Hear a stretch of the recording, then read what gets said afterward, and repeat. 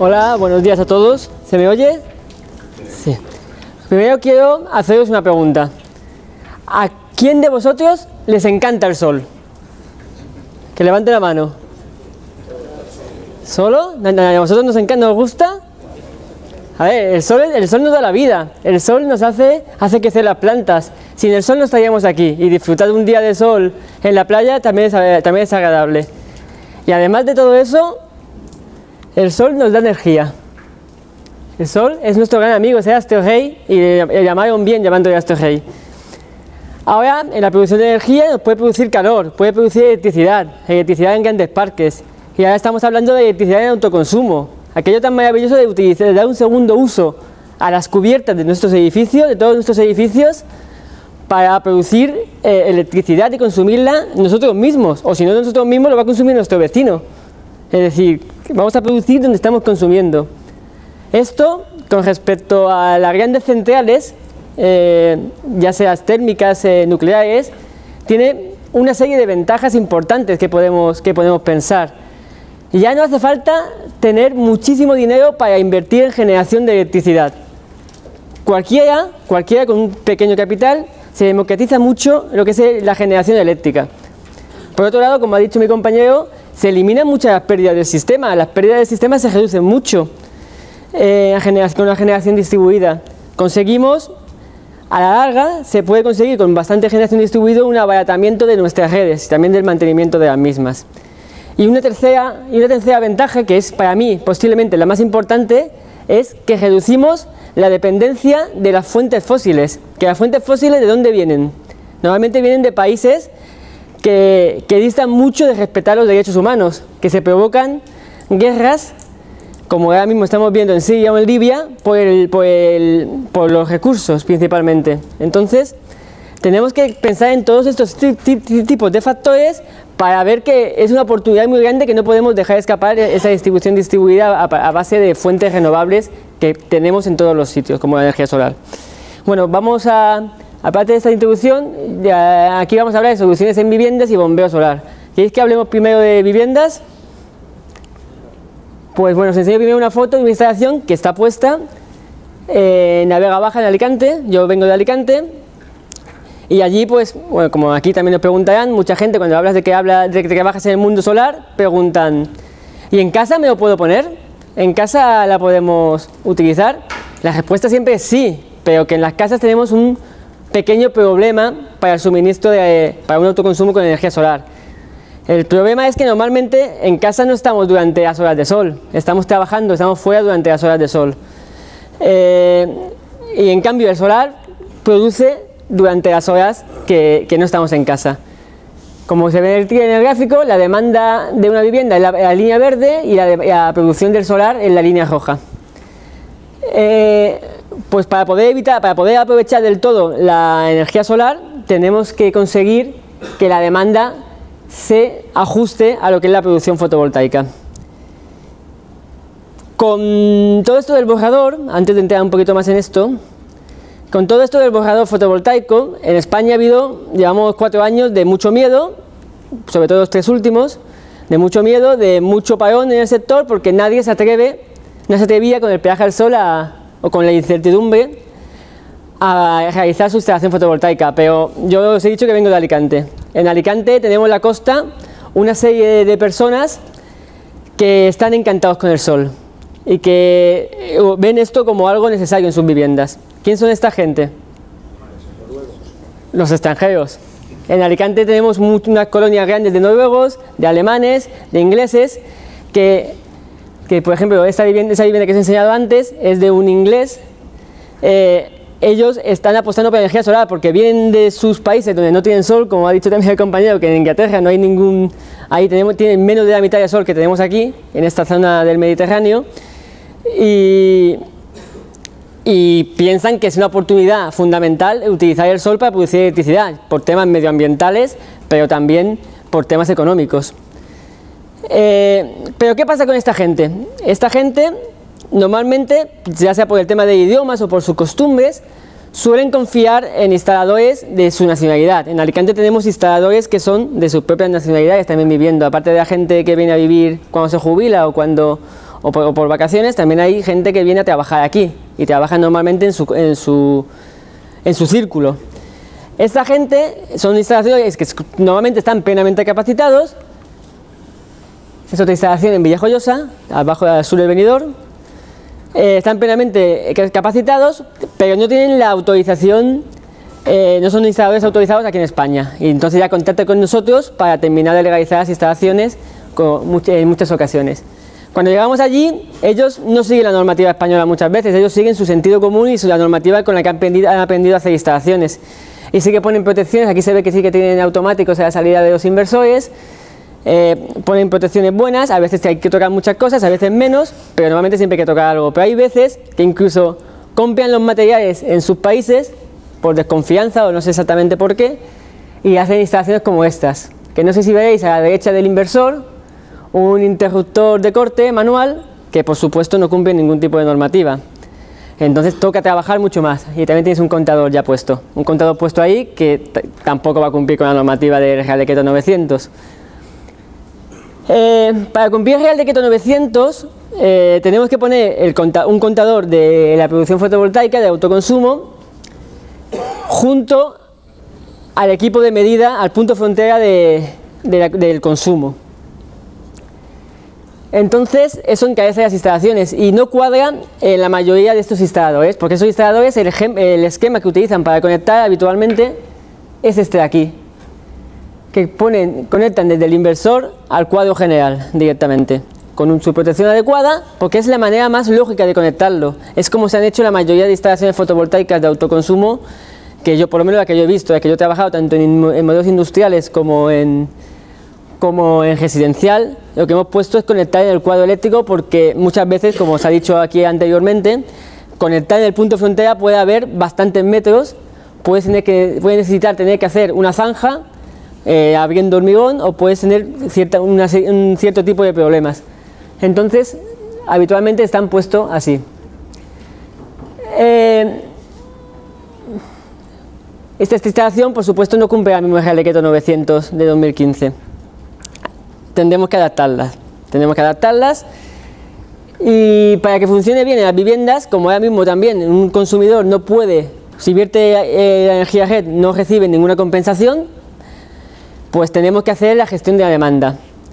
Para gestionar la demanda lo podemos hacer de diferentes maneras. Podemos hacerlo de una manera manual, mediante relojes, mediante programación de electrodomésticos, utilizando los sistemas de aerotermia. Y un sistema de aerotermia cuadra muy bien con la fotovoltaica. Una aerotermia es una máquina de una bomba de calor, aire y agua normalmente, que lo que genera es calor para calefacción y para agua caliente, o frío para aire acondicionado, con un rendimiento muy alto, sin un rendimiento de más de un 400%, un COP de más de 4.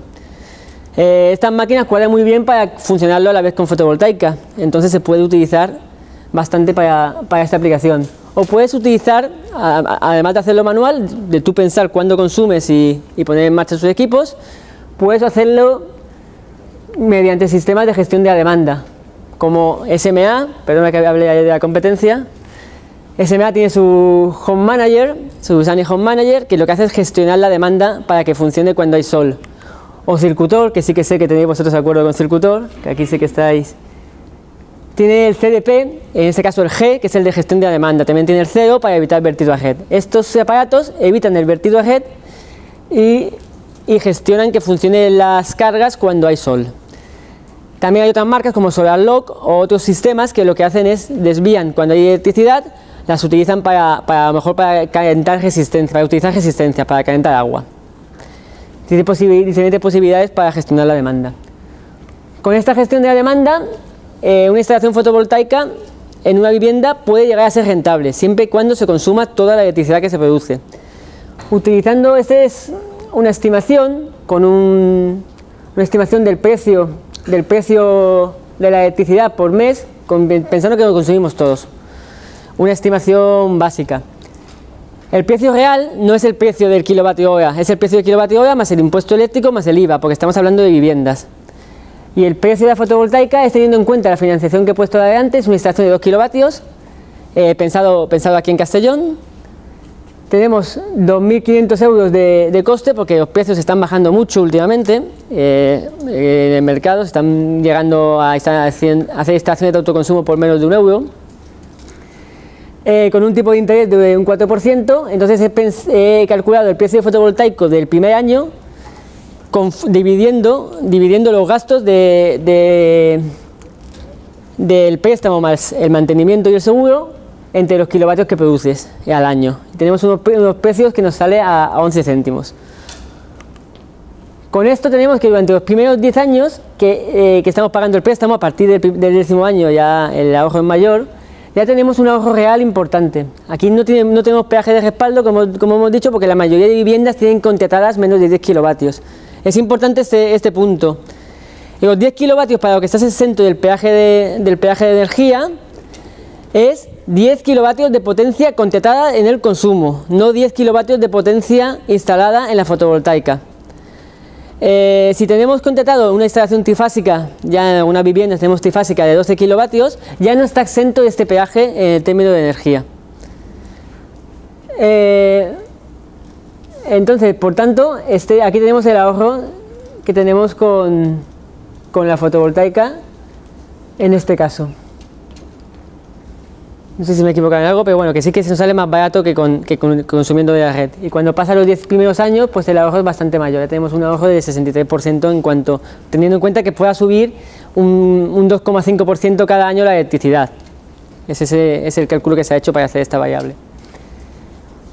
Es decir, concluyendo con el tema de las viviendas, las instalaciones pueden ser rentables siempre y cuando se consuma todo. Así que si gestionamos la demanda, tenemos consumo durante el día, las instalaciones en viviendas pueden ser rentables desde ya. Sobre todo evitando el peaje, aunque con peaje también puede ser un poco rentable. Viendo esto, podemos pasar al siguiente ejemplo, que es el bombeo solar. ¿Queréis que hablemos de bombeo solar? Eso sin baterías, ¿no? Esto sin baterías siempre.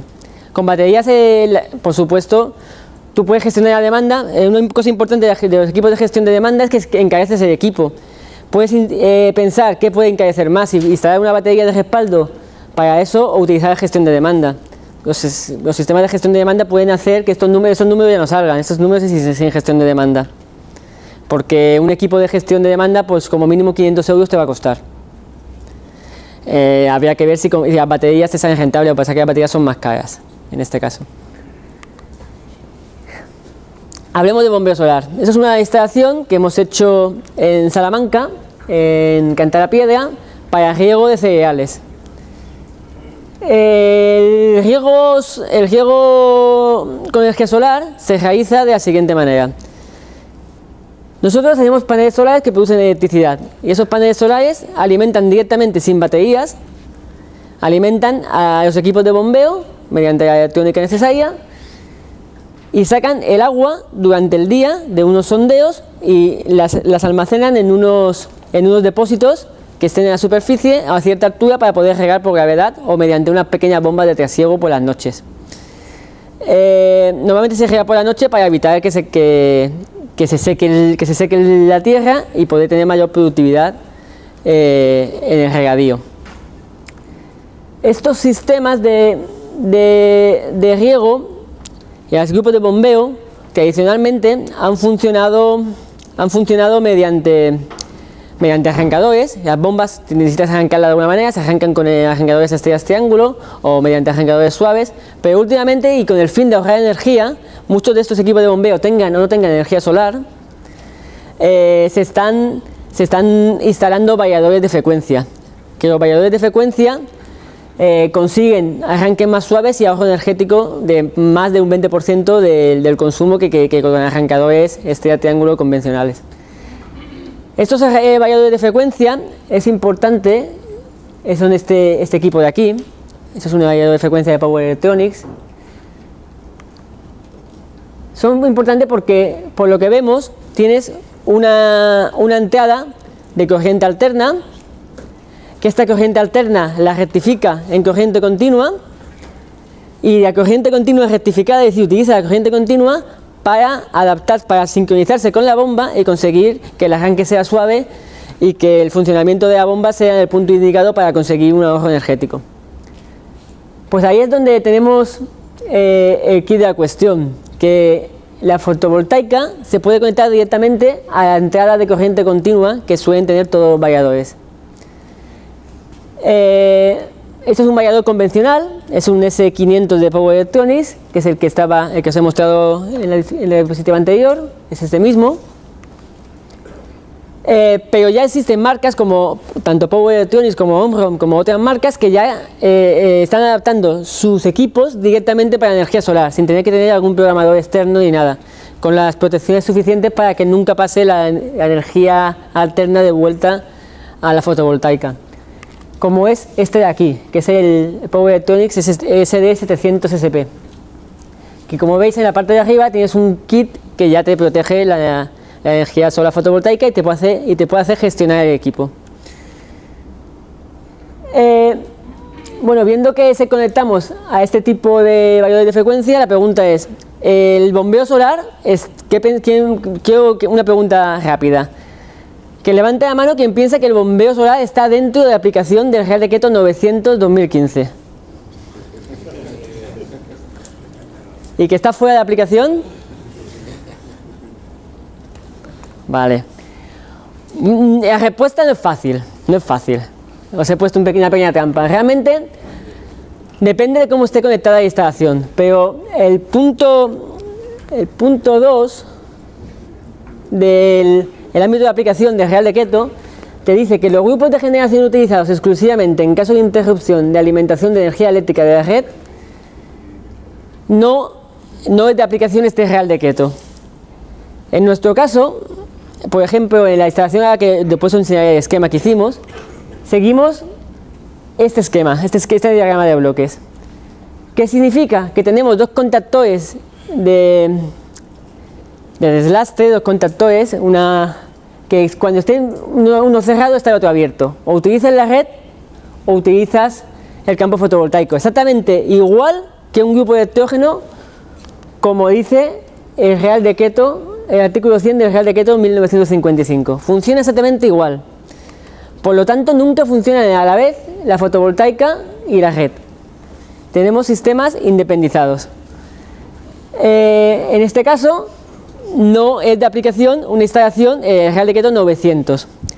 Pero vuelvo al esquema anterior, porque estos sistemas de variador de frecuencia de Power Electronics adaptados ya al bombeo solar, aquí tenemos un problema importante. Estos variadores se puede utilizar, pero no se puede utilizar con todo su potencial, porque ellos permiten el uso de trabajar en paralelo con la red y con el solar, con este tipo de variadores. Entonces esa función se tendría que capar para poder utilizar este variador adaptado a la energía solar. Es decir, con variadores convencionales, haciendo nosotros la maniobra, gestionando nosotros la maniobra con un autómata, podemos trabajar sin problemas. Pero con los variadores adaptados al riego solar, pues ahora mismo no podemos trabajar. Aquí podéis ver el esquema general de instalación fotovoltaica que hicimos en Canta de la Piedra, en Salamanca.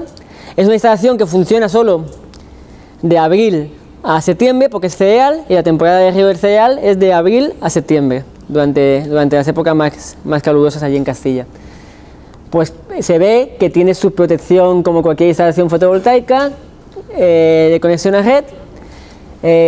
Los variadores en la parte continua se configuran exactamente igual que cualquier inversor fotovoltaico de conexión a red, exactamente igual, tiene su rango de tensión máxima y tensión mínima y de intensidad máxima admisible, lo mismo que un inversor. Y aquí vemos que tenemos los contactores puestos a la entrada de la corriente alterna y a la entrada de la corriente continua. En este caso son dos, porque había dos equipos de bombeo, pero que solo se alimenta uno, y en el caso de que este no necesite más, se alimenta el otro. Y la maniobra con el autómata lo hicimos de aquella manera. Aquí se puede ver un poquito más grande lo que es la maniobra. Las dos bombas vienes del cuadro general y alimentas a un contactor y otro contactor alimenta el solar. Normalmente estos están abiertos los tres porque cuando este está cerrado alimenta solo aquí el solar, al bombeo del sondeo. ¿Y cómo calculamos la potencia necesaria para el bombeo solar? Pues podemos utilizar fórmulas muy sencillas. ¿Qué datos tenemos que saber? Pues el caudal de agua al día que necesitamos bombear. Necesitamos saber también la altura manométrica de donde está el sondeo, la altura de las bombas y las pérdidas de carga de las tuberías. Necesitamos el rendimiento de la bomba, porque la bomba normalmente ya la tenemos, o la ponemos nueva, pero ya nos dicen cuál van a comprar. Entonces necesitamos el rendimiento de la bomba.